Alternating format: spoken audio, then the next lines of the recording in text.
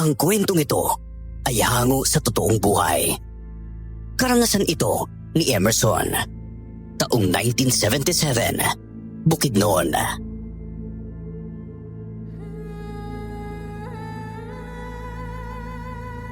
Bata pa lang ako ay si Lolo Maximo na ang naging kasama ko. Isa siyang mapagmahal na lolo at hindi niya ako pinababayaan habang lumalaki ako. Dahil isa siyang antingero ng kapanahunan niya. Tinuruan at sinanay niya ako kung paano ang makipaglaban. Madalas niyang sinasabi sa akin doon na magagamit ko ito balang araw. Hindi ko man alam kung saan at kailan, pero naniniwala ako sa sinabi niya. Hanggang sa dumating ang puntong nagkaroon kami ng kakaibang karanasan. Yun ang naging dahilan para maintindihan ko kung gaano kahalaga ang pagkakaroon ko ng kakayahan sa pakikipaglaban. Hello, hindi po sabi ninyo sa akin noon na isa po kayong antingero ng kabataan po ninyo? Ay, oo po. Eh, bakit mo naman tanungan tungkol sa bagay na yan, ha? Wala lang naman po, Lo. Siyempre, napag-usapan lang po kanina ng mga kaibigan ko yung tungkol sa mga mutya tsaka anting-anting. Yun po. Naalala ko lang po yung tungkol sa sinabi niyo noon sa akin. Bakit naman na po interesado ba mga kaibigan mo sa mga ganoong bagay, ha? Iwan ko lang po sa kanila, Lo. Yung sabi po nila, mas maganda po kapag may tangan ng mga ganoong bagay. Bukod po sa may protection sa masasamang elemento, posibleng swerte rin daw po. Depende pa rin dyan sa kung anong tangan mong anting-anting o mutya po. Sabihin na natin bawat isa sa kanila may sariling bisa o gamit. May iilang mga mutya o anting-anting kasi ang hindi pwedeng gamitin sa pakikipaglaban. Dahil pampaswerte lang. May iba ring pampaswerte lang pero hindi pwedeng gamitin bilang proteksyon sa labanan. Pero mayroon ding dalawa ang nagiging bisa. Oo nga po, Lo. Kayo po ba, Lo? Ano po ba yung tangan ninyong mutya o anting-anting doon? Ay, nako. Marami po. Abay kung iisa-isahin ko pang sabihin sa'yo magtataka ka lang kung paano ko na kaya nang hawakan ng lahat ng yon. Oo nga po siguro. Pero hindi po ba mahirap ang magkaroon ng maraming tangan, Lo? Sa pagkakaalam ko po kasi, pwede pong mabaliw ang taong maraming hawak na mutya o kaya anting-anting. Tama ka doon na po. May posibilidad na nangyayari talaga yon. Pero hindi naman nangyari sa akin ang ganoon noon. Hindi rin ako nahirapan. Lalo na't nakakaya ko naman ang lahat ng bisa ng mga tangan kong anting-anting. Grabe ang galing po ninyo, Lo. Pero bakit po pala unti-unti po ninyong pinapakawalan yung mga hawak ninyong anting-anting? Simple lang naman ang dahilan ko, Apo. At yun ang ayoko nang mapahapak. Pati ikaw. Simula nang dumating ka sa buhay ko at mawala ang mga magulang mo. Sinabi ko na sa sarili ko na hindi na ako magiging isang antingero. Mas inisip kong ibuhos na lang yung buong atensyon ko sa pagpapalaki at pag-aalaga sa'yo. Bakit naman po, Lo? Pwede naman po kayong magpatuloy sa pagiging antingero ninyo kahit na kasama po ninyo ako Ay, dako. Hindi yun ganoon kadali ang iniisip mo, Apo. Bilang isang antingero, isa sa naging tungkulin ko noon ay ang maging manunugis ng mga aswang. Marami na rin akong napatay na mga ganoong uri ng nilalang. Kapag nagpatuloy ako noon, marahil nailagay ko na sa panganib ang buhay mo na yan. Kaakibat na ng trabaho ko ang kapahabakan na po. Kaya hindi ko isasakripisyo ang kaligtasan mo para lang sa ganoong bagay. Marahil po, hindi rin po naging madali sa inyong lahat ng mga pangyayari. Kaya maraming salamat po talaga, Lo. Naku, wala naman yan, Apo. Pero alam mo bang may isang mutya noon na kinatatakutan ng mga masasamang mga nilalang? Lalo na ng mga aswang.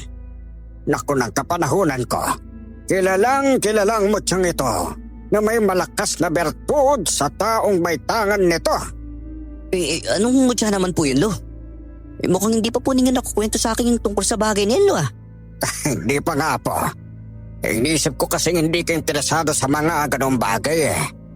Mutya ng ahas yung tinutukoy ko po. May isang antingero doon na mayroong tanga ng mutyang yon na kinatatakutan ng mga masasamang elemento at maging ng mga aswang. Bakit naman po nila kinatatakutan yung mutyang yun, no? Marahil, dahil hindi lang nagmula sa isang pangkaraniwang ahas lang yung mutyang yun na po. Kaya siguro gano'n na lang din ang lakas ng bertod na yon. Lalo na pagtangan din ito ng isang taong karapat-dapat na humawak dito. Ano pong ibig niyo sabihin, Lo? Nakakapukaw naman po ng interes yung tungkol sa mutya ng ahas na yun, ah. Tama ka po. Nakoy maraming nagka-interes sa mutyang yon. Pero isang antingero lang ang napiling pagkalooban nito. Maraming nagsabing mula sa isang malaking ahas ang mutyang yon. Walang nakakalam kung paano nakuha ng nasabing antingero ang mutya sa malaking ahas. Grabe. Yung swerte naman po ng taong pinagkalooban ng mutya ng ahas na yun, Lo. Paniguradong naging isa po siyang malakas na antingero. At ganoon nga talaga nangyari sa kanya po. Naging kilalang babagsik na antingero ang taong may tangan ng mutyang yon. Nako, tinatakutan siya ng mga aswang at walang nangahas na kalabanin siya. Di kung ganun, naging madali lang po sa kanyang lahat ang naging laban niya sa mga aswang, Lo. Nako, wala namang madali para sa isang antingero, Emerson. Malakas ka man o mahina, nako, marami kang pagdadaanan na huhubog ng gusto sa pagkatao mo. Sabihin na natin, ang pagkakaroon ng mga bagay na yon na ipinagkaloob sa isang tao na siyang karapat-dapat ay may kaakibat na malaking responsibilidad. Ano naman pong ibig niyo sabihin doon, Lolo Maximo? Isang mabigat na tungkulin ang kinakaharap na mga taong may mga ganong bagay. Gaya ko nga noon na ginamit ang kakayahang ibinigay sa akin ng mga tangan kong anting-anting sa pagpuksa sa mga aswang. Paniguradong higit pa roon ang responsibilidad na nakaatas sa antingherong may hawak ng mutya ng malaking ahas. Grabe. Kung ganun, napagod din po ba kayo sa pagiging antinggero? Kaya isa rin po yun sa naging dahilan kung bakit tinalikuran ninyo ang pagiging ganun, Lo? Siguro. May mga bahagi sa akin na ganoon din ang iniisip pa po. Pero mas naging ibabaw sa akin ang piliing magkaroon ng mapayapang buhay. Lalo na kasama ka. Basta sabihin na lang natin na kailangan kong isaalang-alang ang kaligtasan mo. Yung kaligtasan natin dalawa. Hindi kaagad ako nakaimik dahil sa mga sinabi ni Lolo Maximo sa akin. Hindi ko naisip na ganoon pala ang buhay ng mga taong may tangang mutya o anting-anting. Inakala ko kasing kapag may hawak ng ganoong mga bagay ang isang tao ay magiging madali ang lahat. Pero mali pala ako. Dahil din sa naging kwento ni Lolo tungkol sa antingerong may tangan ng mutya ng ahas, nagka-interes na rin ako sa taong iyon. Kaya hindi ko na napigilan ang sarili kong tanungin si Lolo tungkol sa lalaking iyon. Ay, siya nga po pala, Lolo. Tungkol naman po sa antingerong sinasabi po ninyo. Nasa na po siya? Walang nakakaalam kung nasaan na yung antingerong yun na po. Bigla na lang siyang nawala eh. Ha? Ano pong ibig sabihin? Bigla na lang po siyang nawala, Lo? Hindi ko rin alam kung paano ipapaliwanag, Emerson eh. Pero may mga kwento-kwento noon na hindi na nakita pa ng antingerong yon. Kumbaga nawala na lang siya na parang bula. Kasabay ng paglaho ng mga balita tungkol sa mga aswang.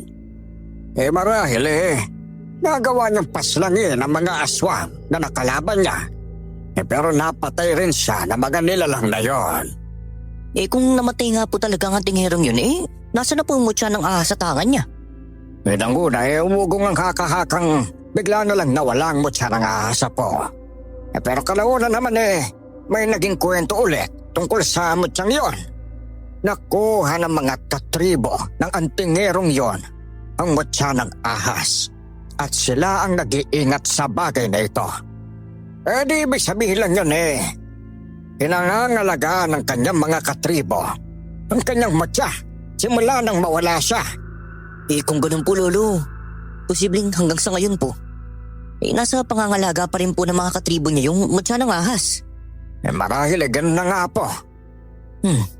Nasa na po kaya mga katribo niya, no? Hindi ko rin alam, Emerson eh. Walang nakakaalam kung saan naninirahan ang mga katribo ng yon. Wala rin nakakita sa mga taong yun eh. Kaya hanggang ngayon tanong pa rin sa isipan ko kung nasa kanila nga ba yung mutya ng ahas na tangan doon ng mabagsik na tingero. Hayaan na lang po natin siguro yun, Lo. Kung sila nga pong nangangalaga ng mutyang yun, mabuti na rin po para sa kanila. Gayong hindi po ito napunta sa masasamang nilalang. Sa bagay, may punto ka rin naman sa sinabi mo po. Matapos ang naging usapan namin ni Lolo Maximo, nagpasya na kaming dalawa na matulog. Nang mga sumunod na araw, hindi na namin napag-usapan pa ni Lolo ang tungkol sa bagay na iyon. Dahil doon, nawala rin sa isipan ko ang tungkol sa mutya ng ahas na sinasabi ni Lolo Maximo. Isang hapon, napagpasyahan namin ni Lolo na mangangaso kaming dalawa. Inihahanda na namin ang aming mga itak at maging ang mga gamit na dadalhin namin para sa pag-alis. Bago tuluyang umalis ng bahay namin, kinuha ko pa sa aking silid ang karambit na pagmamay-ari noon ni Lolo Maximo na ibinigay niya sa akin. Baka po mukhang paborito mo na yata yung dalhin yung karambit na binigay ko sa'yo. Talagang paborito ko na po, Tolo. Kapag po kasi dala ko ang bagay na to, pakiramdam ko po, makakaya kong harapin ang lahat ng panganib na pwede kong maranasan eh. Hindi pong mas nagiging matapang po ako. Lalo na't alam kong hindi rin po basta-basta ang naging karanasan at kwento ng karambit po ninyong ito, Lolo. Ay mabuti naman kung ganon. Siyempre naman, lalo na maraming aswang ang namatay sa kamay ko noon dahil sa bagay na yan. Kaya rin ibinigay ko yan sa'yo. Lalo na't alam kong posibleng magagamit mo rin yan sa pakikipaglaban mo. Naku po, Lo. Panigurado po yun. Lalo na't tinuruan niyo din po ako kung paano gamitin to eh. Abayo naman na po. Mas mabuti nang may alam ka sa mga patalim na hawak mo. Bukod sa makakaiwas ka sa disgrasya, mabilis mong magagamit to kapag dalangan ka pa. Tama po kayo sa sinabi niyo, Lo. Okay siya, tara na po. Umalis na tayo at nang makapagsimula kagad tayo sa ating pangangaso, ha? Apo, sige po, Lo. Naglakad na kami ni Lolo patungo sa gubat kung saan balak naming mangaso. Nang makarating kami roon, halos nasuyod na namin ang kagubatang iyon pero wala kaming nahuling mga ligaw na hayop. Dahil doon, napagpasyahan namin ni Lolo Maximo na tumungo sa gubat na nasa 3 nayon mula sa amin para doon ituloy ang aming pangangaso. Patuloy lang kami noon sa paglalakad naming dalawa hanggang sa napansin naming malayo-layo na ang aming narating pero wala pa rin kaming nahuhuli. Lo, mukhang mailap po ngayon ang mga hayop sa gubat ha. Wala man lang po tayong nakita at nahuli kahit isa. Oo nga po marahil may mga ngaso nang nauna sa atin sa gubat na ito. Kasi mabuti pa umuwi na lang tayo at medyo madilim na rin ang paligid. Kaya buti na tayo ng gabi nito bago pa man tayo makarating sa bahay natin. Sige po, Lo. Teka, sandali lang po, Lo. Naririnig ko po ba yung ingay na yan? Anong ingay naman ang tinutukoy mo po? Kaluskos po na nagmumula sa tiyong mga dahon eh. Yung parang may gumagapang po sa mga yun. Teka, hindi kaya may malaking ahas sa gubat na tulo. Naku po, maganda po tayo at baka bigla po tayo sugurin dun eh. Ano ba? Hindi kita maintindihan na po. Ano ba kasi talagang naririnig mo ha? Pakinggan niyo na lang po. Teka, hindi. Lo, may malaking ahas sa bahaging yun. Sunod po natin, Lo. Bago pa yung tuloy yung makalayo. Teka, sandali po. Saan ka ba pupunta? Sumunod lang po kayo sa akin, Lo. Kailangan pong habulin ng malaking ahas na nakita ko. Dahil tumakbo na ako noon palayo kay Lolo Maximo, wala na rin siyang nagawa pa kung hindi ang sundan ako. Nagtataka man ako kung bakit parang hindi niya naririnig ang ingay na nililikha ng malaking ahas na nakita ko. Pero hindi ko na siya nagawang tanungin pa. Nakatuon lang ang buong atensyon ko noon sa malaking ahas na gumagapang palayo sa amin. Tila alam din nitong sinusundan ko siya, kaya normal lang ang bilis ng paggapang niya. Patuloy lang si Lolo Maximo sa pagsunod sa akin, kaya hinayaan ko na lang siya. Sa hindi inaasahan, nakarating kami sa bundok. Ganoon na lang ang gulat ko nang matanaw ko ang maraming kubo roon. Nakita ng dalawang mata ko ang malaking ahas na pumasok sa isang kubong nandoon. Teka po, ano bang ginagawa mo ha? Lo, sinusundan ko lang po yung malaking ahas na nakita ko. Teka, ano ba talagang ibig mo sabihin na po ha? Ano po ba yan? May malaking ahas ka po ako nakita, Lo. Nagtungo po siya sa bahaging to. Pumasok po siya sa isang kubo roon eh. Ano bang kulay ng malaking ahas na nakita mo po ha? Naku, kayo po talaga, Lo. Kulay dilaw po siya. Kakaiba nga po yung kulay niya dahil parang malapit na po siya sa kulay ginto eh. Imposibleng hindi niyo po nakita yun, Lo. Naku po, mukhang hindi maganda ito po. Uy, bakit naman po, Lo? Hindi ko talaga nakita ang ahas na tinutukoy mo. Naku, hindi rin maganda ang kutob ko sa lugar dito. Kailangan na natin makaalis dito bago pa man may makakita sa ating nakatira sa mga kabahayan yan. Pero Lo, Manganganib tayo, Emerson, kapag hindi kagad tayo nakaalis dito. paano naman po tayo manganganib, Lo? Ganyan parang wala rin naman pong mga taong nakatira sa kabahayang nandoon eh. Tignan niyo po, ang tahimik po masyado para isipin natin may mga taong nakatira sa bahaging to ng gubat. Ano ba? Hindi lahat ng tahimik na lugar iligtas, Apo. Minsan ang katahimikan ay siyang nagbibigay ng hudyat ng isang panganib.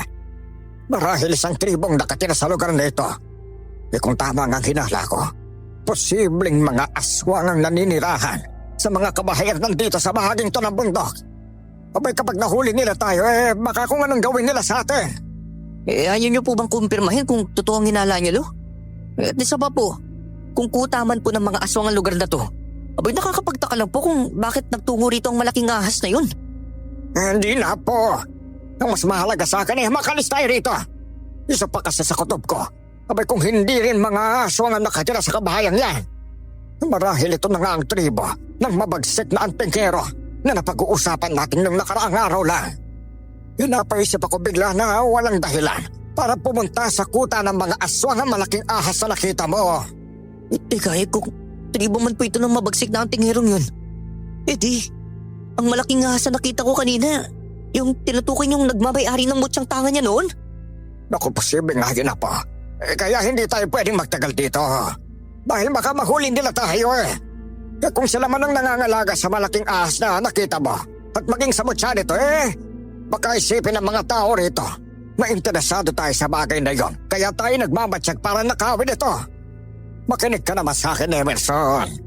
Iniisip ko lang naman ang kaligtasan mo, Apo kaya mabuti pa umalis tayo rito. Sige po, Lo. Kung yan po talaga ang gusto po ninyo. Siya, bilisan na natin. Madilim na ang paligid kaya hindi na tayo dapat magaksay ng oras natin. Kung ano man ang nakita mo kanina, huwag mo nang isipin pang tungkol sa bagay na yun, Emerson, na intindihan mo ba ha? Opo, Lolo Maximo. Susubukan ko po. Nagtataka lang po talaga ako kung bakit hindi niyo nakikita yung malaking ahas na yun eh. Naku, hindi ko rin talaga alam, Apo. Marahil may dahilan kung bakit sa iyo lang nagpakita ang malaking ahas na yon. Pero wag mo nalang pasanin pa ito ha. Kalimutan mo na lang ang nakita mo nang sa ngayon hindi na rin malagay sa panganib ang buhay mo. Sige po, Lo. Siguro po nagkataon lang din na nakita ko malaking ahas na yun. Siguro nga po. Sige na.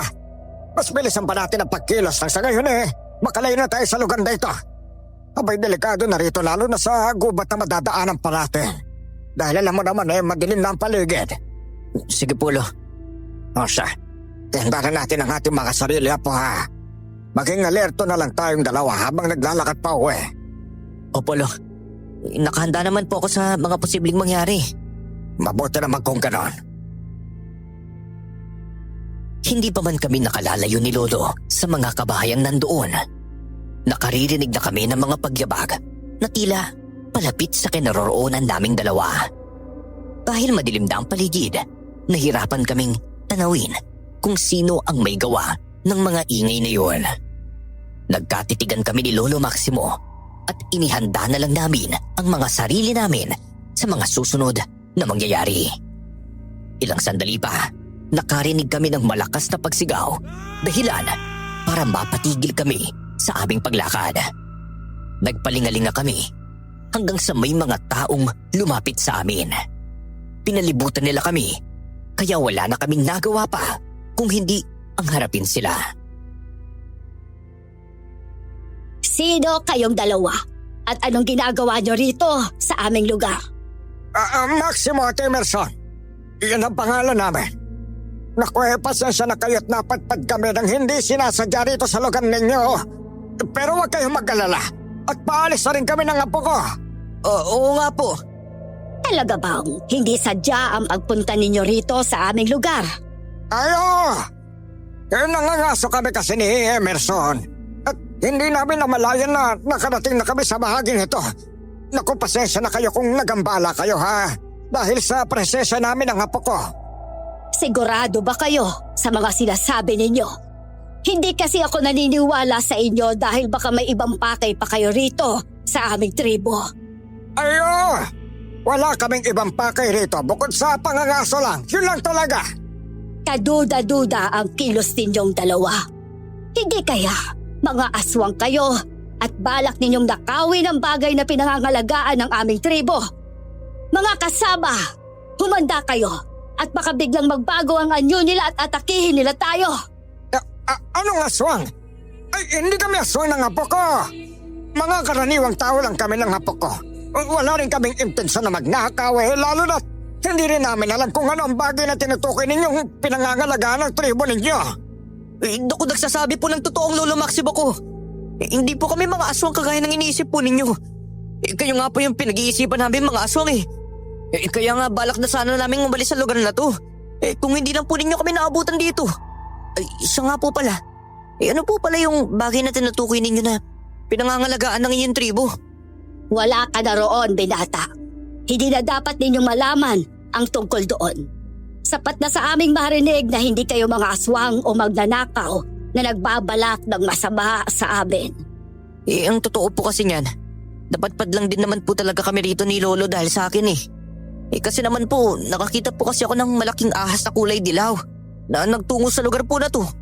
Sa katunayan, pumasok po siya sa isa sa mga kubo po ninyo rito eh. Hindi magandang senyales ito. Ang mabuti pa'y sumunod kayo sa amin at doon tayo mag-usap sa aking bahay. Sige po.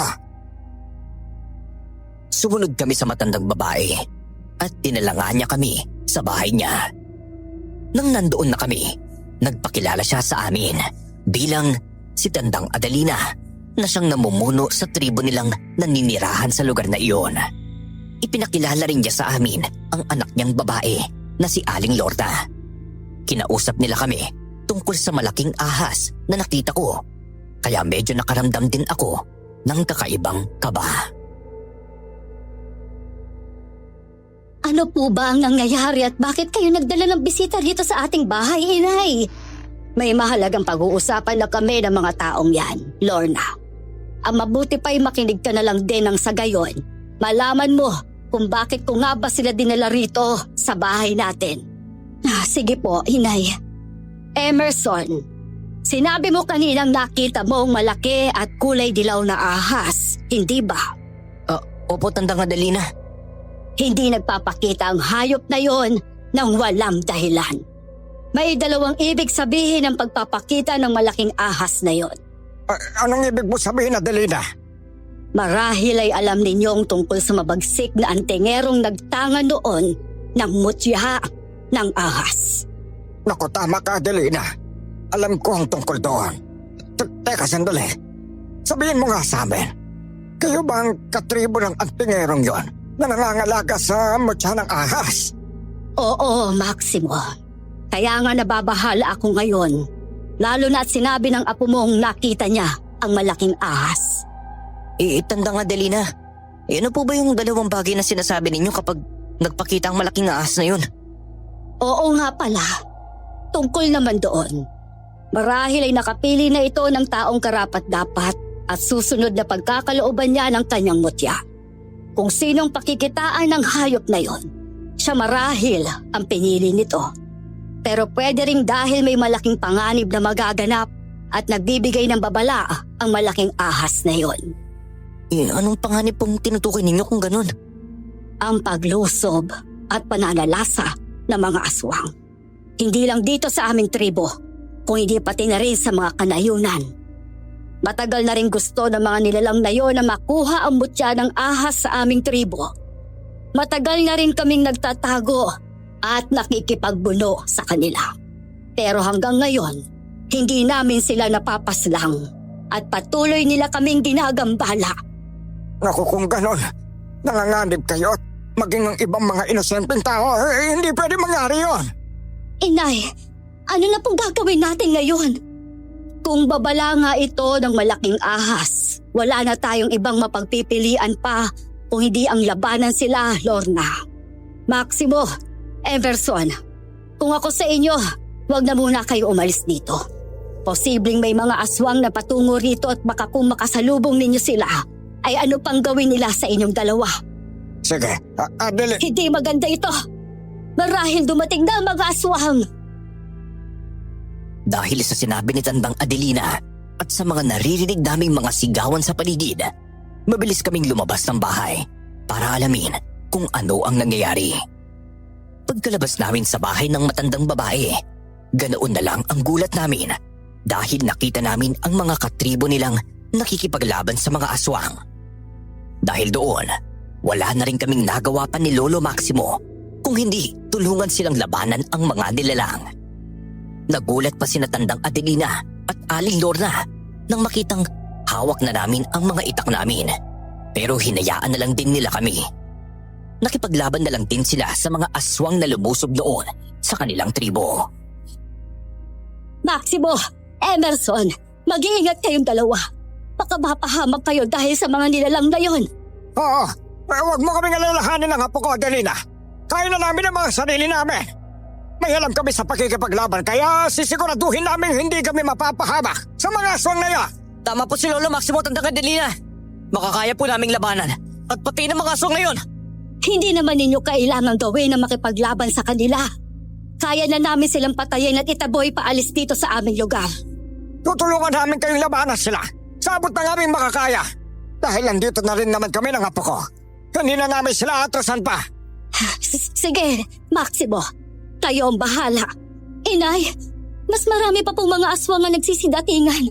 Kailangan na po natin silang labanan bago pa man po dumating ang iba sa kanila. Sumang-ayon kami kay Aling Lorna. Kaya sinugod na rin namin noon ang iba pang mga aswang at tinulungan ang mga katribo nilang dumalaban sa mga nilalang.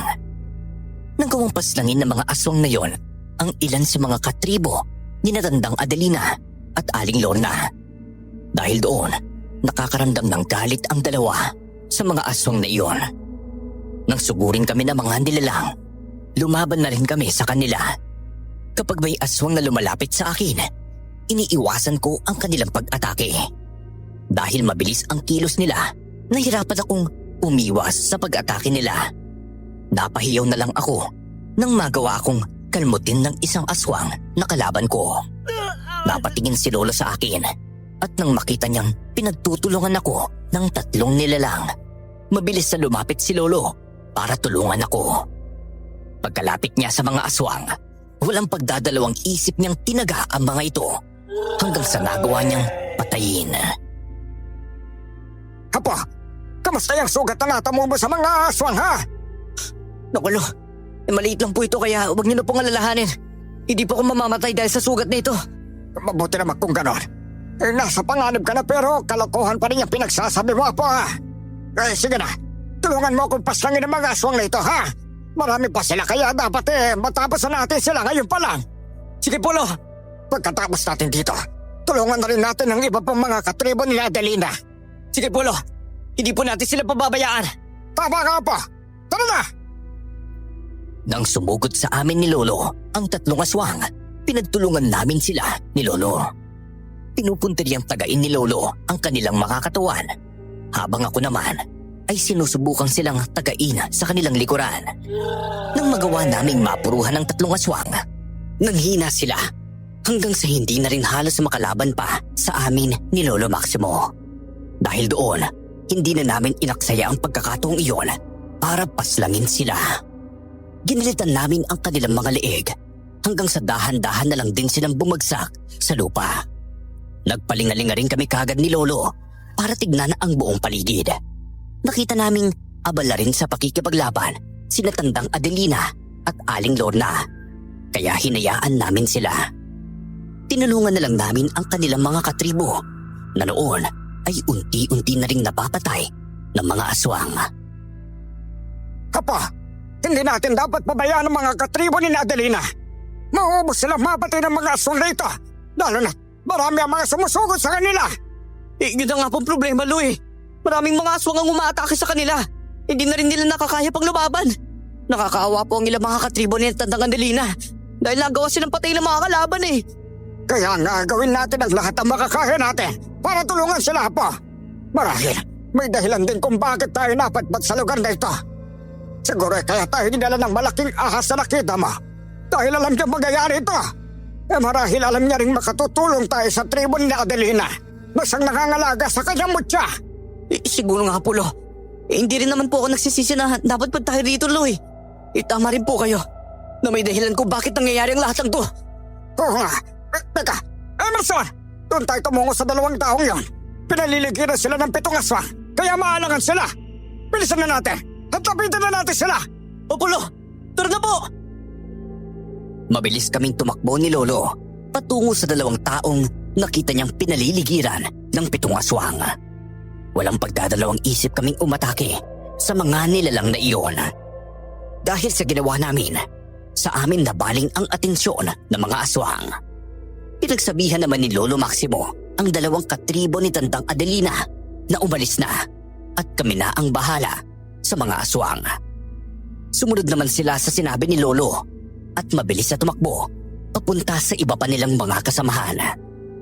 Nang makalayo sila sa amin, nilabanan na namin ang mga aswang na noon ay galit dahil sa ginawa namin. Sabay-sabay pa silang umatake, kaya buong tapang naming sinalubong ni Lolo. Dahil nasasanay na rin ang katawan ko sa mabilis na kilos ng mga nilalang, hindi na ako gaanong nahirapan. Bunsod ng pagtutulungan namin ni Lolo, napas lang namin ang 3 sa kanila. Lo, 4 na lang po aswang ang kailangan nating kalabanin dito. Oo nga, Apo. Nagawa na nating mapatay ang 3 sa kanila. Kaya alam kong makakaya pa natin patumbahin silang 4. Opo, Lo. Pagkatapos po natin sa mga nilalang na to, yun na pong susunod natin gagawin, Lo. Pupuntahan na natin si Adelina at Lorna. Titignan natin kung gaano karami ang mga katribo nilang nagawang patay ng mga aswang na ito. Sige po, Lo. Paniguradong marami rin ang nalaga sa mga nilalang na to, Lo. Kung may darating man pong iba pang mga nilalang na kasamahan nila, paniguradong kakaunti na lang po sila. Grabe, hindi ko rin nakalaing ganito na po pala karami ang mga aswang na nanidirahan dito sa ating bayan. Kaya nga po hayaan mo, kapag nagawa natin silang mapas lang ngayong gabi, marahil wala nang matitira sa kanila. At kapag nangyari yon, wala na ring mambibiktima pa sa mga taong kagaya natin. Tara, papusan na natin sila. Nang sa ngayon ay mapuntahan na natin sila, Adelina. Sige po, Lo. Kayong 4, umanda kayong matulad sa mga kasama ninyo. Papatayin lamig kayo! Nagsiangilan ang 4 na aswang na kalaban namin noon ni Lolo. Nang sugurin namin sila, sinalubong nila kami. Hindi ako natakot na masugatan nila ako dahil alam kong bago pa man nila ako mapuruhan, magagawa na namin silang patayin. Nang lumapit sa akin ang 2 aswang, nakipagsabayan ako sa mga galaw nila. Nagawa nila akong kalmutin ng ilang beses pero tiniis ko ang hapdi ng mga sugat na natamo ko mula sa kanila. Nang mapas lang ni Lolo Maximo ang mga kalaban niya, kaagad niya akong tinulungan. Sabay naming inatake ang 2 aswang na natitira naming kalaban. Inundayan namin ng pagtaga ang mga nilalang hanggang sa napatay namin sila. Nasa ganoong sitwasyon kami nang matanto kong malapit kami ni Lolo sa kubo kung saan ko nakitang pumasok ang malaking ahas. May mga aswang na pumasok doon, kaya pinuntahan ko ito. Sinundan naman ako ni Lolo Maximo. Teka po, saan ka ba pupunta? Hanapin ba natin si Adelina at Lorna? Sandali lang po, Lo. Pupuntahan ko na po ang kubo kung saan ko nakitang pumasok yung malaking ahas. May mga aswang po kasi nagtungo roon kaya baka may balak silang patay na malaking ahas na yun eh. Sigurado ka ba sa nakita mo, Apo, ha? Opo, Lo. Kung gano'n, bilisan na natin. Aba, hindi dapat makalabas ng kubong yan ng buhay. Ang mga aswang na nakita mo. Sige po, Lo. Sige, Apo. Huwag na tayong mag-akseba ng oras. Bilisan ba natin ang pagtakbo? Sige po, Lo. Nang makarating na kami sa kubong yon, inihanda namin ni Lolo ang mga sarili namin dahil baka bigla kaming atakihin ng mga aswang na pumasok doon. Nang makarinig kami ng ingay sa loob, mabilis kaming pumasok sa bahay na iyon. Naabutan namin ang mga aswang na may kung anong hinahanap doon, kaya hindi na kami nagdalawang isip ni Lolo na sigawan sila. Nang lingunin kami ng mga nilalang, kita ang galit sa nagbabaga nilang mga mata. Nagsiangilan sila at walang ano-ano, bigla kaming sinugod. Hindi naman kami nagpatinag ni Lolo Maximo at sinalubong namin sila para kalabanin. Tatagiin ko na sana ang isang aswang pero sa hindi ko inaasahan, nahawakan niya ako sa braso.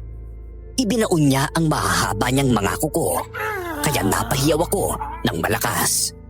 Ibinalibag din niya ako dahilan para tumilapon ako at mabuwal sa lupa. Umanda ka sa akin. Kapag nakabahawi ako, sa sakit ng pagkabalibag mo sa akin, aswag ka! Apo! Ayos ka lang ba? Kahit paano po, ayos naman po ako, Lo. Huwag po kayong mag-alala sa akin. Natsambahan lang po ako ng aswang na yan. Pero hindi na po maulit yon. Sige na, tumayo ka na riyan habang hindi pa umaatake sa iyo ang mga aswang na ito. Opo, Lo. Teka, sandali. May ahas na gumagapag sa kamay ko. Hindi kaya. Ito ang malaking ahas na nakita ko. Pero imposible naman yun. Kayong hindi naman ganito kalit yung pumasok dito. Teka, nagbabaga rin ng dilaw niya mga mata. Anong nangyayari sa iyo, Emerson? Wala naman po, Lo. May ahas pong gumagapag sa kamay ko. Kaya hindi po ako makaalis dito. Pinupulaputan niyo po kasi yung kamay ko eh. At habang tumatagal mas umihigpit. Teka! Ang sakit! Ay! Nanatili kayo sa pwesto niyo mga aswang kayo! Huwag ninyong subukan lapitan ang apo ko! Dahil papatay ko kayo! Hindi ako makakapayag na saktan ninyo ang apo ko! Umangil naman ang mga aswang dahil sa sinabi ni Lolo Maximo sa kanila. Walang ano-ano, nakita kong sinugod na mga nilalang si Lolo. Kaya nakipaglaban siya sa mga iyon. Nanatili naman ako sa pwesto ko, lalo na at nakikita kong nakalabas na ang pangil ng ahas na nakapulupot sa kamay ko. Iyon ang unang beses na may nakita akong ahas sa malapitan na mayroong pangil. Pero kahit na ganoon, hindi ako nakaramdam ng kahit anong takot sa kanya. Hindi ko alam, pero pakiramdam ko ay sinusubok lang ako ng ahas na iyon. Nang mapansin niyang hindi ako natatakot sa kanya, bigla siyang umalis sa pagkapalupot niya sa akin at gumapang paalis sa aking kamay. Nasa ganoong sitwasyon ako nang may mapansin akong batong kumikinang. Pinulot ko iyon at sa hindi ko inaasahan, may kung anong enerhiya ang gumapang sa buo kong katawan. Aba! Tumayo ka na riyan! Dahil may aswang na papalapit sa iyo! Hindi ka niya pwedeng masukol! Dahil hindi kita matutulungan kayong hindi ko ba napapatay ang mga kalaban ko!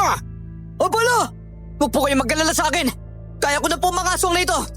O ikaw! Hindi mo ako mapapatay dahil ang inaakala mong bumagsak na ako. Umanda ka dahil lalaban ako sa iyo! Mag-ingat ka pa! Ikaw na ang bahala sa aswang na yan! At ako na sa mga aswang niyang kasama dito! Sige po, Lo! Sisiguraduhin kong hindi ka na makakalabas ng buhay sa kubong to! Tapusin na natin sila, Apo! Huwag na natin silang hayaang makatakas pa rito! Opo, Lo! Nagsimula kaming maglaban ng aswang. Nahirapan ako dahil ramdam kong nanginginig pa ang kamay ko dahil sa mahigpit na pagkapulupot ng ahas nito. Pero habang tumatagal ang laban, nawawala rin ang panginginig ng kamay ko kaya nagagawa ko ng matamaan ang aswang ng aking pagtaga. Pakiramdam ko noon ay may naging kakaiba sa akin. Gumaan ang katawan ko dahilan para mas bumilis ako at nakakaya kong sabayan ang aswang na kalaban ko. Hindi ko na rin ramdam ang hapdi ng mga sugat na natamo ko noon sa pagkikipaglaban. Nagpatuloy lang din ako sa pag-atake hanggang sa hindi ko inaasahan na gawa niyang mahawakan ang kamay ko at bahagya niyang binali ang isang daliri ko. Napahiyaw ako at nabitawan ang aking itak. Mabilis kong sinipa ang aswang kaya tumilapon siya. Kaya mo ba makipaglaban na po? Opo, Lo. Nanginginig po kanina ang kamay ko. Pero ngayon, hindi na po. Mabuti na lang din at hindi ganong malalang ginawang pagbali ng aswang na yun sa daliri ko. Kaya di po ganong masakit. Mabuti naman kung ganon. Sabihin mo lang sa akin kung kailangan mo ng tulong, ha? Tatapusin ko lang ang kalaban ko. Itong mga dalawang aswang na ito. At tutulungan kita po. Hindi na po kailangan, Lo. Kaya ko na pong kalabanin ng aswang na ito. Ipapatikim ko po sa kanya kung ano mang ginawa niya sa akin kanina. Sige, ikaw ang bahala. Basta huwag kang magpapatalo sa aswang na yan, ha? Kung sakali matapos ko nitong kasamahan niya. At maalangan ka dyan. Ako na ang bahalang tumapos sa mga nilalang na yan. Sinisigurado ko po, hindi ako maalangan, Lo. Sa aming dalawa, siya po ang hindi makakalabas ng buhay sa kubong to. Sige na po. Gamitin mo ang itak mo para tagayin at pugutin ang ulo ng aswang na yan. Gawin mo ang nararapat sa mga tulad nila. Nabitawan ko po ang hitak ko dahil sa ginawa niya kanina, Lo. Pero gamit ko naman po ngayon ang karambit na ibinigay ninyo. Kaya alam kong kaya kong talunin ng aswang na yan, Lo. Sige lang po. Hindi ko na inaksaya ang oras ko noon. Sinugod ko na ang aswang at hindi ko siya tinigilan. Nakikipagsabayan din siya sa akin. Napahawak ako sa karambit at napakuyom ng aking palad. Nang napangisi sa akin ang aswang, narinig ko naman ang paghiyaw ng mga kasamahan niya makalaban ni Lolo, kaya napangisi rin ako. Alam kong nagawa ng paslangin ni Lolo Maximo ang mga kasama niya, kaya naisip kong isunod na rin siya. Pinuntirya kong hawakan ang kamay niya at nang mahawakan ko nga siya roon, ibinalibag ko siya ng malakas. Napahiyaw ang aswang nang ibagsak ko siya sa lupa. Kita ko ang pagkabigla sa mukha niya, kaya hindi na ako nagdalawang isip na gawin ang balak ko sa kanya.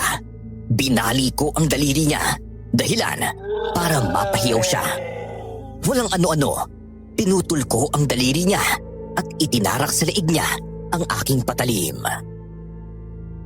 Emerson, patay na ang nilalang na yan. Kunin mo nitong itak mo na nakita ko at umalis na tayo rito. Kailangan na natin harapin si Adeline at Lorna. Baka mapahamak na rin ang dalawang yon. Sige po, Lo. Tara na po. Nababahala na po ako, baka nagawa na rin patayin ng mga aswang na yung sinatandang Adeline at Aling Lorna eh. Naku, hindi mangyayari yun, Apo. Base sa mga kilos sila, sa pagkikipaglaban kanina alam kong kaya rin nilang pumatay ng mga aswang kagaya natin. Malakas ang kutob kung buhay pa sila hanggang ngayon. At patuloy na nagkikipaglaban sa mga aswang. Ang dami pala ng mga aswang na tulo. Hindi ko akalain ganito karami ang bilang ng mga nilalang na lumusob dito sa tribo ni Natandang Adelina. Marahil, yun din ang dahilan kung bakit mas pinipili nilang takasan ang mga aswang na ito noon kaysa harapin at labanan sila. Marahil ay ganun na nga po. Pero mabuti na rin ito dahil hinarap na nila ang mga aswang na ito. Hindi rin kasi habang buhay na iiwasan ng problema. Minsan, makakapagpatigil nito ay ang mismong pagharap dito.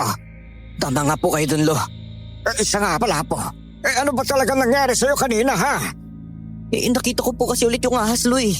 Pero nakapagtataka po na hindi na po ito malaki kagaya ng una ko itong nakita. Pinuluputan po niya ang kamay ko at takmang kakagatin ako gamit ang matutulis sa mga pangil. Pero hindi po niya tinuloy eh. Umalis po siya sa kamay ko. Tignan niyo po ang bagay nito, Lo. Napulot ko po ito kanina sa kubong yun pagkaalis ng ahas eh. Naku po, hindi. Itago mo yan na po. Huwag mong ipapakita yan sa mga aswang, ha? Bakit naman po, Lo? Marahil, yan ang tinutukoy nilang mutya ng ahas na pinangangalagaan ng tribo ni Adelina. Baka tama rin siya sa sinabi niyang may napili ng bagong tagapangalaga ang ahas na may-ari niyan. At marahil ikaw nga yan na po. Abay hindi dapat makuha ng mga aswang na yon ang mutyang yan sa'yo. Hindi ako makapaniwala dahil sa mga sinabi ni Lolo Maximo. Hindi rin ako nakaimik pa noon at gaya ng sinabi niya, itinago ko sa aking bulsa ang mutya ng ahas na sinasabi ni Lolo. Sinigurado kong hindi ko ito mawawala kahit na maging abala ko sa pakikipaglaban sa mga aswang na nais kumuha ng bagay na iyon. Nasa ganoong sitwasyon kami ng aking lolo nang matanaw sa hindi kalayuan sina Tandang Adelina at Aling Lorna na abala pa rin sa pakikipaglaban nila sa mga aswang. Nagpasya kami ni Lolo na lumapit sa kanila para tulungan silang dalawa. Noon lang din namin napansin ni Lolo na halos natalo ng mga aswang ang mga katribo nilang dalawa. Nang makalapit kami, tinulungan na namin sila. Lalo na at marami ang mga nakapaligid sa kanila. Maximo, Emerson, mabuti naman at nandito na kayong dalawa. Akala namin ni Lorna may masama nang nangyari sa inyo dahil hindi namin kayo nakita.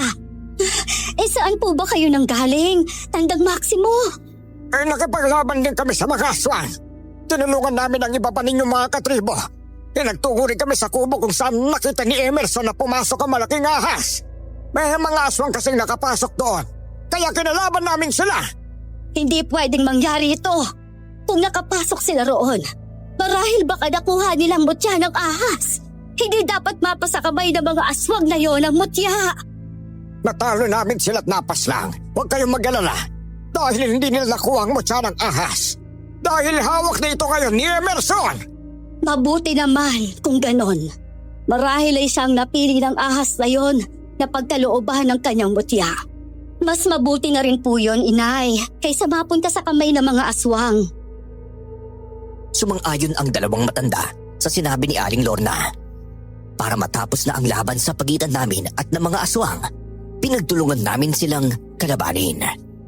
Nang sumugod ang mga nilalang sa amin, kanya-kanya na kaming laban sa kanila. Hindi na ako tumingin sa mga kasamahan ko. Itinuon ko na lang ang pansin ko sa mga kalaban. Ramdam ko na nag-ibayo ang lakas at liksi ko noon. Napaisip ako na marahil ay dahil sa mutya ng ahas na nakuha ko, kaya hinayaan ko na lang din ang aking sarili. Nakipagsabayan ako sa 3 aswang na kalaban ko. Gamit ang itak at karambit ko, walang pag-aalinlangan akong umatake sa mga aswang. Dahil pareho lang ang bilis naming 4, halos walang gustong magpatalo. Nagawa pa akong sugatan ng isa sa kanila, pero hindi ko ramdam ang sakit. Nagkaroon ng sugat, pero laking gulat ko dahil mabilis ding itong naghilom hanggang sa nawala ang bakas. Ubusin na natin ang mga aswang na ito. Alam ko may mga darating pa rito ng mga kasamahan nila, kaya dapat natin silang paghandaan. Kapag natapos natin sila ngayon, kahit paano makapaghahanda pa tayo para sa paglusob ng iba pa. Tama po kayo sa sinabi ninyo, Inay. 7 na lang pong natitira nating kalaban, kaya alam pong kaya na natin silang tapusin. Kahit gaano pa sila karami na darating dito, hindi namin sila atrasan ng hampo ko. Hindi ba, Emerson? Oo naman, Pulo. Hindi po ako natatakot na makipaglaban sa kanila. Nasa akin na po ang mutya ng ahas. Kaya mas nag-ibayo pa po ang aking kakayahan. Malaki po na itutulong nito sa akin. Kaya alam kong makakaya ko ring labanan at patayin ng mga aswang kahit gaano pa sila karami. Huwag mong hayaang makuha nilang mutya ng ahas sa iyo, Emerson. Malaki ang naging tiwala sa iyo ng malaking ahas na yon, kaya ipinagkaloob niya sa iyo ang kanyang mutya. Marahil ay nahirapan ka pang talunin siya. Hindi po kami naglaban, Tandang Adelina. Naging maliit po siya at buntikan niya akong kagatin pero hindi niya po naituloy yun. Imposible! Hindi ako makapaniwalang hindi mo naranasang labanan ka niya. Marahil may kakaiba siyang nakita sa iyo, Emerson. Hindi na ako nakaimik pa sa sinabing yun ni Tandang Adelina. Nagtaka rin ako kung bakit. Pero ipinagsawalang bahala ko na lang. Nang muli kaming sugurin ng 7 aswang na natitira naming kalaban, tinapos na namin ang laban sa kanila. Kanya-kanya kami ng pamamaraan para patayin sila. Ginamit ko noon ang karambit ko para tapusin ang mga kalaban ko. Ginilitan at tinarak ko sa leeg ng mga aswang na iyon ang karambit, dahilan para mamatay sila. Nang magawa nga naming patayin na ang 7 aswang, nagpasya na kaming suyurin ang paligid. Wala nang natitirang mga aswang ng mga oras na iyon. Tinipon din namin ang mga katribo ni Tandang Adelina. Ramdam na sana namin ang kakaibang saya noon dahil napatay namin ang mga aswang na lumusob sa kanilang tribo. Pero nawala kaagad ang masaya naming pakiramdam nang may maulinigan kaming mabibilis na mga pagyabag at alam naming mga aswang yon. Teka, imposible mangyari to! Tingnan ninyo! At may mga mapupulang mga mata sa bahaging yan! Naku po, paniguradong palapit ang mga aswang na yun dito para lusubin na naman tayo! Marami na tayong nakalaban kanina pero mas lamang ang bilang ng mga aswang na dumarating ngayon! Mukhang tama po kayo, Lo. Hindi po yata nauubos ang mga aswang na yan eh. Hindi sila ganyang karami noon pero habang tumatagal na dadagdagan din ang kanilang bilang. Ihanda na lang natin ang mga sarili natin. Wala na tayong magagawa pa sa mga nilalang na yan. Nasimulan na natin ang laban sa kanila kaya hindi na natin sila dapat pang atrasan. Marahil may posibilidad nga na makakaharap na natin ang pinuno nila. Teka, ang ibig po ba ninyo sabihin na hindi pa po ninyo nakakaharap ang pinuno nila? At kung sakali, ngayon po ang unang beses na mangyayari po yun? Oo, Emerson. Madalas sa mga alagad niya lang ang lumulusob sa amin simula pa noon. Pero kahit na ganon, hindi namin magawang lumaban sa kanila. Alam kong mapapahamak ang mga katribo namin dahil bukod sa kakaunti kami kung ikukumpara sa kanila. Wala pang alam sa pakikipaglaban noon ng mga kasamahan namin ni Lorna. Kaya wala kaming magawa noon kung hindi ang tumakas na lang din mula sa kanila. Ngayon lang kami nagtalakas ng loob na harapin sila dahil kahit papaano ay kaya na rin naming makipaglaban maging ng aming mga katribo. Kaya lang, ganito ang nangyari at marami na ring nawala sa kanila dahil sa mga aswang na yon. Huwag po kayong mag-alala. Kasama po ninyo kami ni Lolo Maximo sa labanang ito. Hindi po namin kayo pababayaan hanggat hindi natin nauubos sa mapas lang ang mga aswang na yan. Tama nga po ko. Kung ito lang din ang pamamaraan namin para makatulong sa inyo at maging sa mga inosenteng tao na nakatira sa bayang ito, handa kaming gawin ang lahat para mapatay ang mga nilalang na yan. Sige kung ganon, wala nang atrasan pa sa gabing ito. Patayan ko patayan hanggang sa matira ang matibay. Oo, sangayon ako sa sinabi mo, Adelina. Sa loob ng halos ilang dekade, ngayon, napapalaban na naman ako sa mga aswang na yan.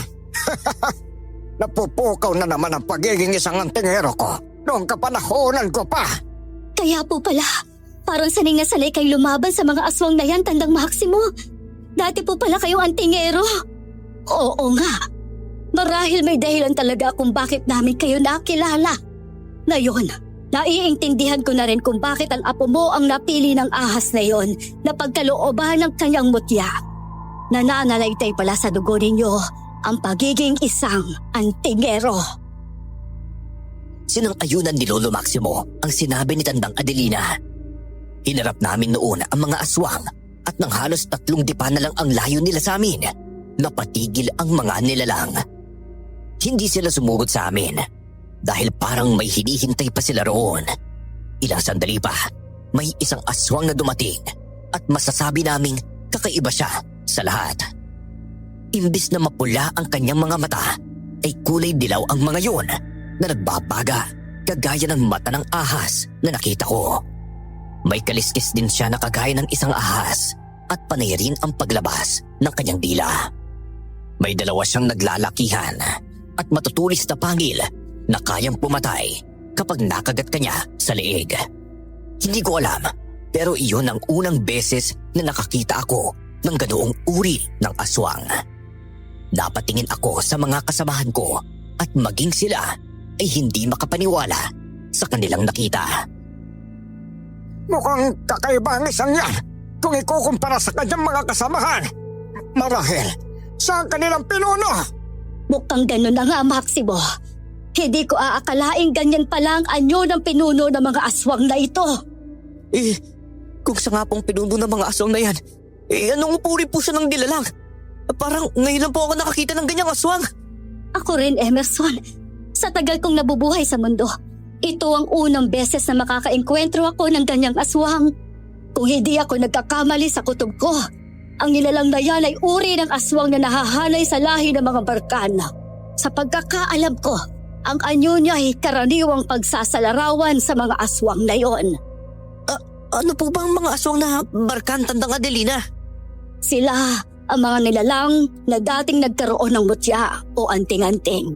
Pero dahil sa paghahangad ng higit na kapangyarihan kaysa sa kung anong mayroon sila, Gamit ang kanilang mga tangan, naging masama ang hangarin nila. Dahil doon, marahil ay isinumpa sila ng mutya o anting-anting na hawak nila o kaya'y mga gabay ng mga ito. Mukhang hindi nagugustuhan ng aswang na yon na pinag-uusapan natin siya. Naku, humanda kayo at baka magbigay siya ng hudyat sa mga alagad niya at sugurin nila tayo. Dahil sa sinabi ni Lolo Maximo, inihanda namin ang aming mga sarili sa posibleng pag-atake ng mga aswang sa amin. Hindi ko alam, pero mukhang pinag-aaralan pa kami ng pinuno ng mga aswang na yon at hindi man lang siya nagbigay ng hudyat sa kanyang mga nasasakupan. Nagtaka rin sina Tandang Adelina at Lolo Maximo kung bakit hindi pa rin kumikilos at umaatake ang mga aswang na iyon. Akbang tatakbo na sana kami para kami na ang susugod sa kanila, pero hindi na namin nagawa pa dahil biglang nagwika ang pinuno ng mga aswang. Hindi ko akalaing marami pa palang pinagbago sa tribong ito. Adelina, ikaw na rin palang namumuno sa kanila.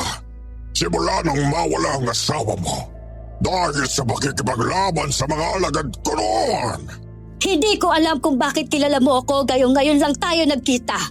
Oo, tabakang ako na nga ang namumuno sa tribong ito. Ikaw pala ang pinuno ng mga aswang na ito na nag-uutos na lusubin kami. Ikaw rin ang dahilan kung bakit namatay ang asawa ko doon sa labanan. Pagpapayaran mo ang ginawa mo sa asawa ko. Nakakasama naman yung loob. Nasa halos ilang taong pinagsamahan natin noon. Kinalimutan mo lang ako, Adelina. Hindi mo na ako nakilala pa dahil marahil sa anyo kong ito ngayon. Hindi nga kita kilala. Pero kung magpapakilala ka ngayon, marahil ay maaalala pa kita kung sino ka nga bang talaga. Sa pagkakaalam ko kasi, wala talaga akong kilalang nilalang na kagaya mo. Bigla ka nalang susulpot dito at sasabihin niya sa akin.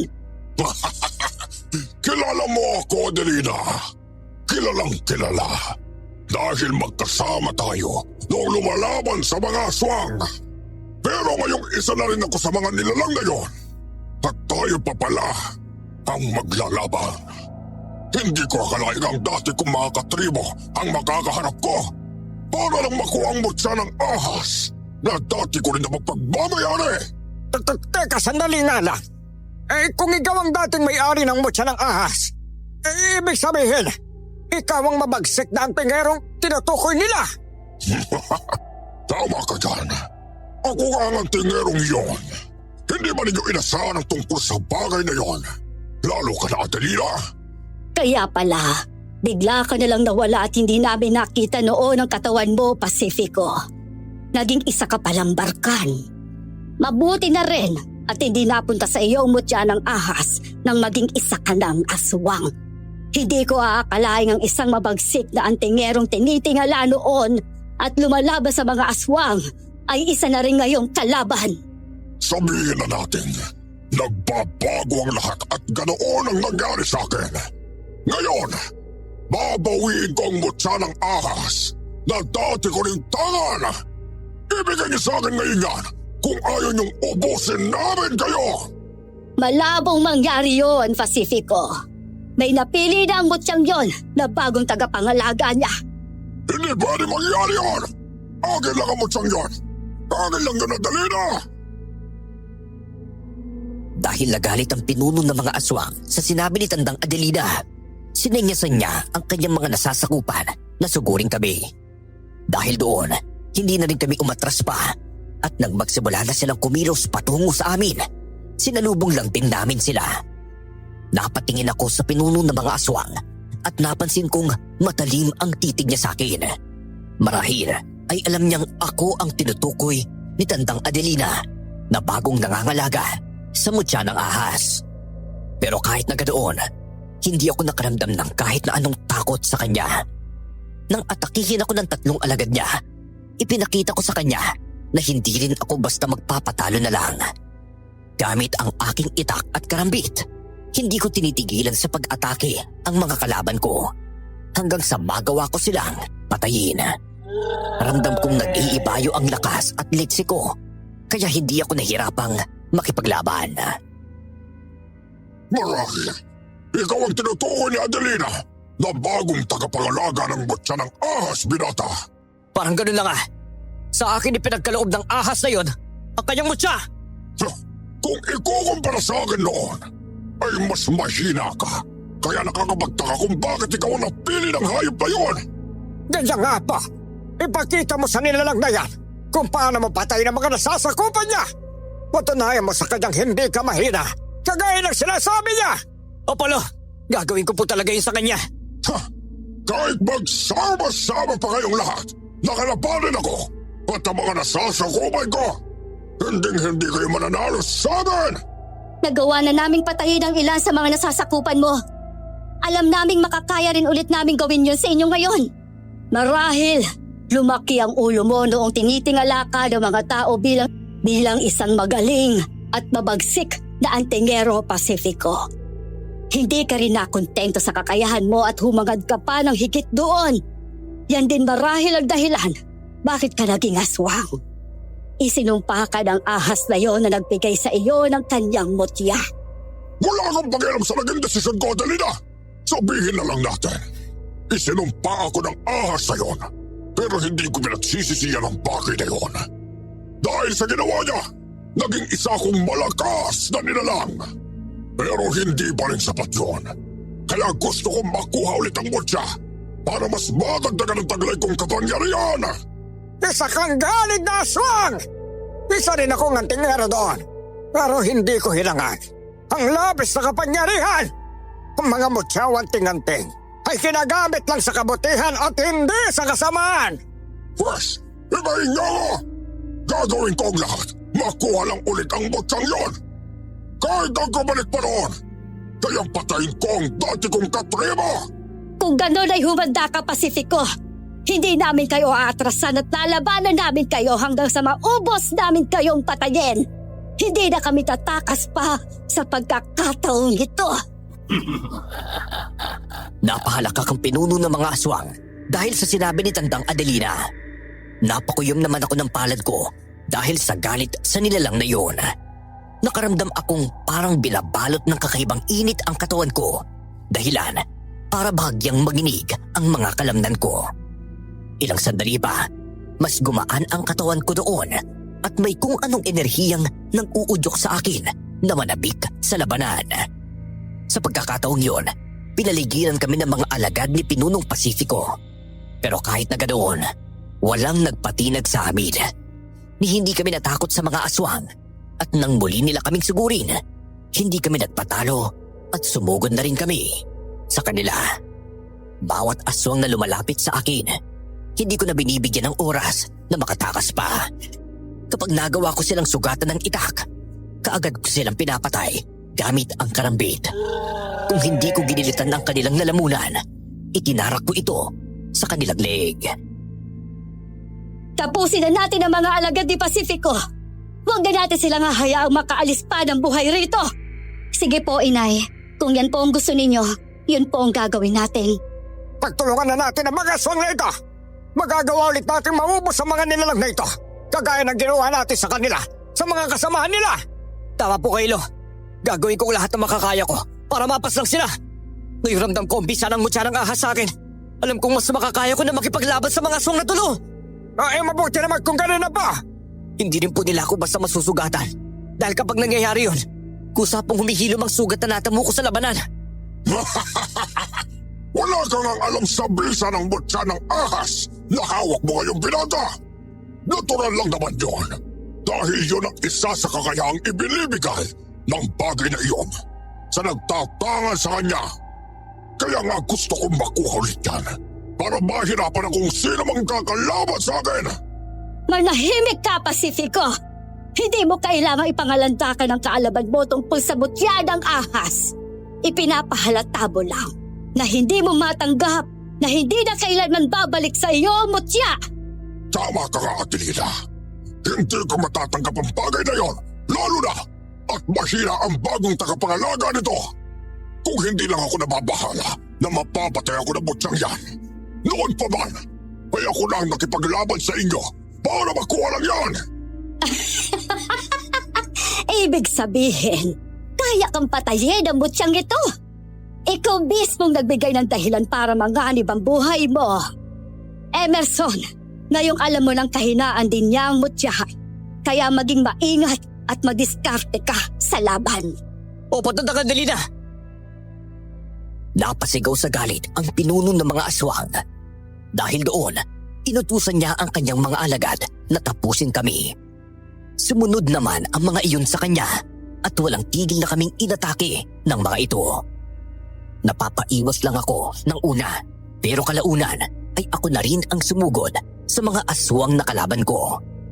Isa-isa ko silang nilapitan at walang awang pinagpapaslang.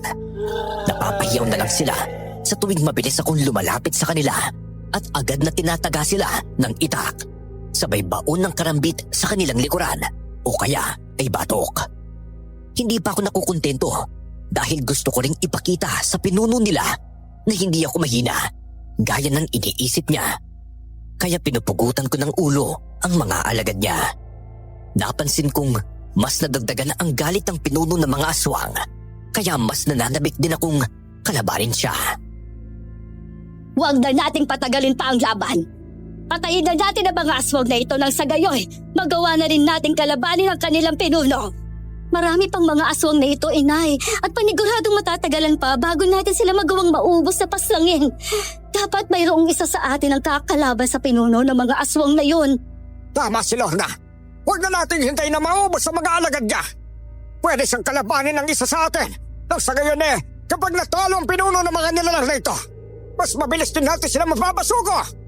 Sa bagay ay may bunto ang sinabi ninyong dalawa, Maximo, Lorna.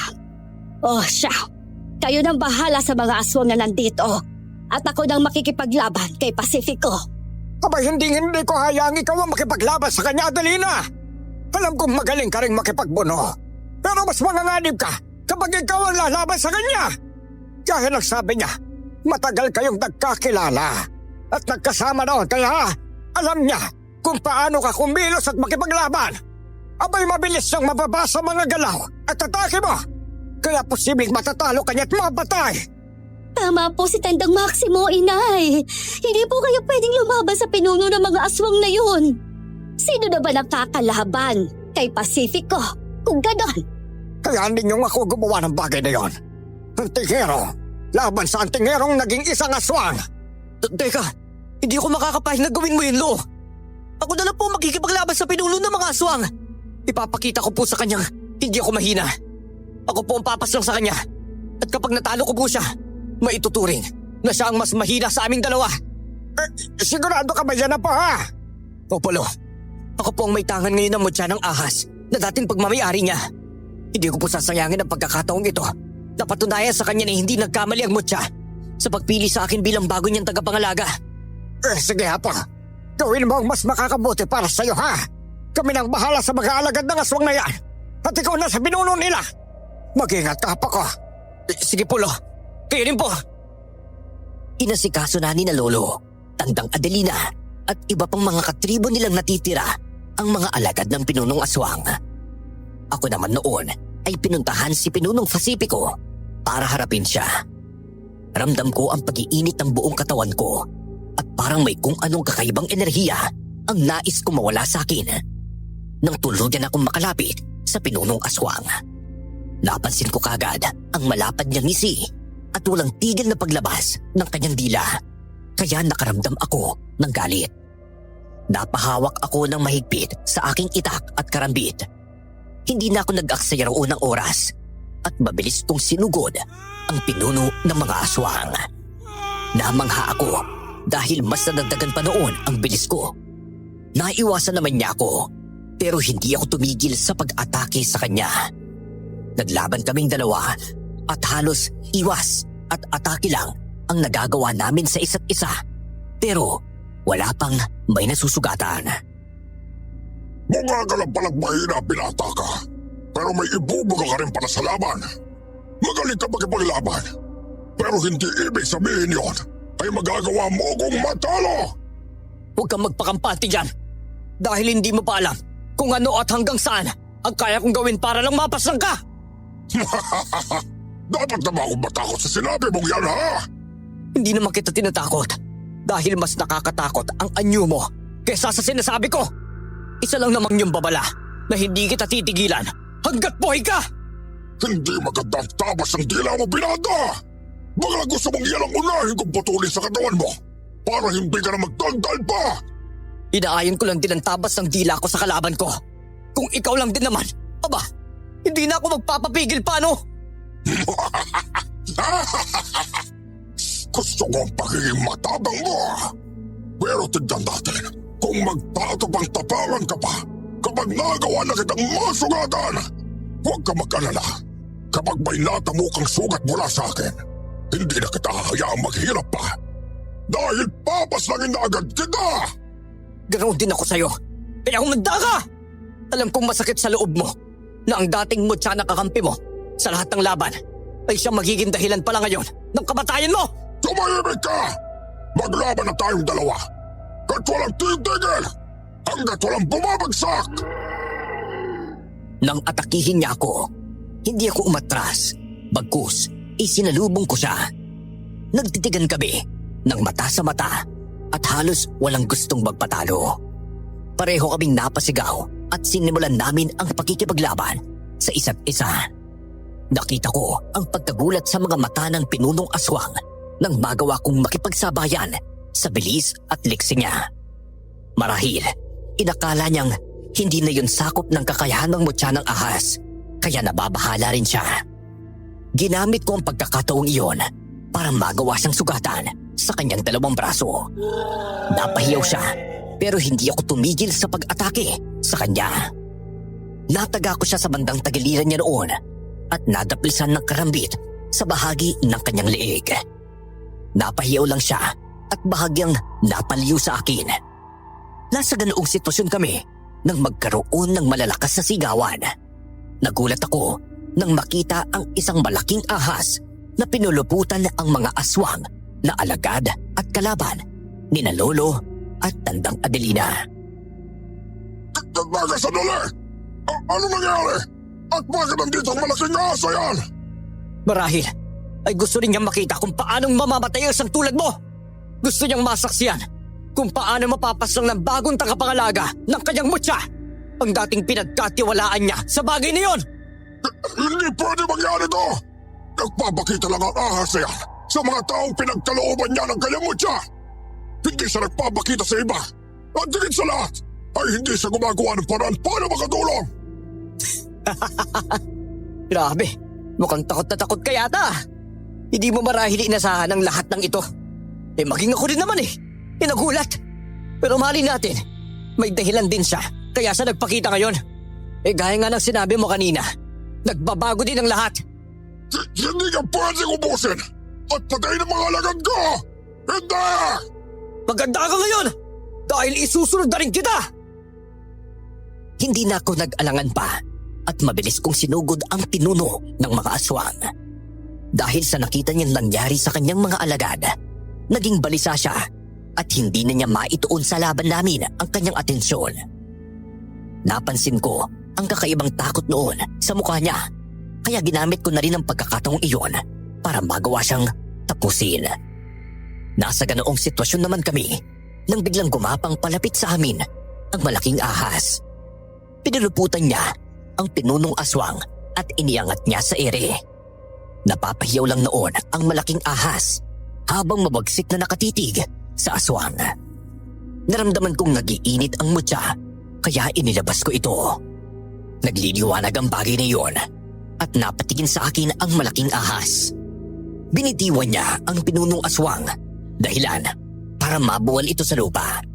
Umalis din siya, parang sinasabi niya sa akin na ako na ang tumapos sa nilalang. Kapa! Huwag mo nang aksayin pa at pagkakataon na mabas lang ang pinuno ng mga aswang! Binibigyan ka na ng malaking ahas ng tsansang magawa yon at mapatunay sa nilalang na yan na hindi ka mahina! Tama ang lolo mo, Emerson. Tapusin mo na si Pacifico. Huwag mo na siyang bubuhayin pa. Kaya mong patayin ang aswang na yan, Emerson. Nagtitiwala kami sa'yo. Sige na po! Tapusin mo na ang laban! Sige Polo!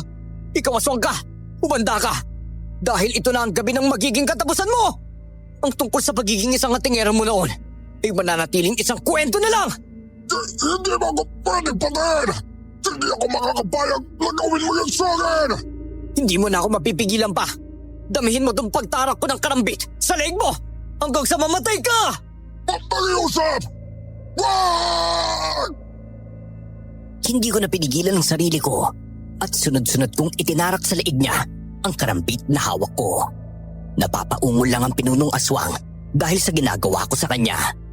Noong mga panahon ding iyon, mas nagliwanag pa ang mutya ng ahas kaya naisip kong gilitan ang dibdib ng aswang at walang pagdadalawang isip na ibaon doon ang mutya. Walang tigil sa pagliwanag iyon at maging ang malaking ahas ay ganoon din. Kitang-kita ng dalawang mga mata ko kung paano tila hinigop ng mutyang yun ang malaking ahas. Dahilan para magkaroon ng nakakasilaw na liwanag kaya dali-dali akong umalis doon. Biglang sumabog ang katawan ng pinunong aswang at pagkatapos niyon ay binalot ng nakakabinging katahimikan ang buong paligid. Pagkamulat ko ng mga mata ko, wala na ang katawan ng pinunong aswang maging ng mga alagad niya. Napansin din namin noon ang isang dalaga na bahagyang nagliliwanag ang buong katawan. Binabati kita, binata. Dahil napagtagumpayan mong paslangin ang pinuno ng mga aswang. Hindi ako nagkamali. Ikaw ang pinili kong maging bagong tagapangalaga ng aking mutya. Teka, sino at anong nilalang ka? At bakit ako ang pinili mong pagkaluban ng iyong mutya? Luara ang aking pangalan. Isa akong diwatang gabay ng mutya ang hawak mo. Alam kong mapapangalagaan mo ang aking mutya. Kaya hindi ako nagdalawang isip na ipagkaloob ito sa'yo. Naway ingatan mo to hanggang sa abot ng iyong makakaya. Palagi akong gagabay sa'yo sa lahat ng labang haharapin mo. Paalam. Teka, sandali! Aba! Masaya akong nagtagumpay ka, Emerson. Hindi nagkamali ang diwatang gabay ng mutyang yan na ikaw ang pinili niya. Isa palang diwata ang ahas na yon. Alagaan mong mabuti ang mutya niya, Emerson. Ikaw na ang bagong tagapangalaga nito. Paano po kayo, Tandang Adelina? Tapos na ang misyon ng aming tribo bilang tagapangalaga ng mutya ng ahas na yon, Emerson. Kung gusto mong malaman, ang balak namin pagtatapos ng lahat ng ito. Aalis kami rito at magsisimula ng panibagong buhay. Kampante na kaming nasa maayos na lagay na ang mutya, kaya makapamumuhay na rin kami ng payapa. Maraming salamat sa inyo, Maximo, Emerson. Kung hindi dahil sa inyo, marahil wala na kami ngayon. Ginawa lang namin ang apo ko ang mas makabubuti. Hindi lang sa inyo kundi pati na rin sa mga tao rito sa bayang ito. Ngayong wala na ang mga aswang. Wala nang magiging gulo. Maraming salamat din sa inyo ha. Sige na, umalis na kayo rito. Ito ang una at huling pagkikita natin. Mag-iingat kayong dalawa. Naku kayo din, Adelina. Lorna. Salamat po, Tandang Maximo. Sige po, mauna na po kami sa inyo Maraming salamat po talaga sa inyo. Umalis na kami ni Lolo sa lugar na yon. Nakauwi kami ng ligtas sa bahay namin. Wala nang nagawa si Lolo. Kung hindi tanggaping marahil ay nakatakda rin akong maging isang antingero gaya niya. Iningatan ko ang mutya simula noon hanggang ngayon at mas nilinang pa ang aking kakayahan. Suportado naman ako ni Lolo sa landas na napili ko, ang maging isang antingero. Sa paglipas ng mga taon, naging masaya ako dahil doon. Lalo na at hindi lang ang karanasang ito ang naging pakikipaglaban ko sa mga aswang. Kumbaga, dito nagsimula ang lahat ng aking tadhana at pakikipagsapalaran. Iniwan ako ni Lolo dahil namatay siya. Wala akong naging balita kina Tandang Adelina. Nagkaroon ako ng sariling pamilya at tanggap kung sino at ano ako. Hindi ko aakalaing magbabago ang buhay ko dahil sa mutya na ipinagkaloob sa akin nang minsang napadayo kami sa tribong tagapangalaga ng makapangyarihan at mahiwagang mutya ng ahas.